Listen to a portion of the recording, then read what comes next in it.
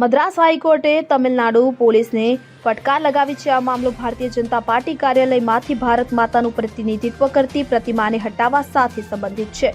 હાઈકોર્ટે તમિલનાડુ પોલીસને સખત ઠપકો આપ્યો અને રાજ્ય સરકારને આ મૂર્તિ ભાજપને પરત કરવાનો આદેશ આપ્યો। હાઈકોર્ટે જણાવ્યું કે ખાનગી જગ્યાએ મામલાઓને નિયંત્રિત કરવાનું રાજ્યનું કામ નથી।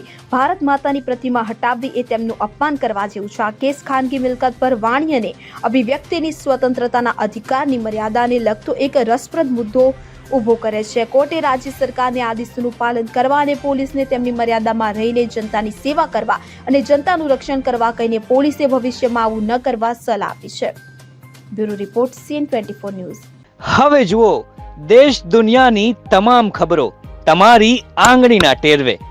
ઉઠાવો મોબાઈલ અને ગૂગલ પ્લે સ્ટોર પરથી ડાઉનલોડ કરો અમારી CN24 ન્યૂઝ મોબાઈલ એપ।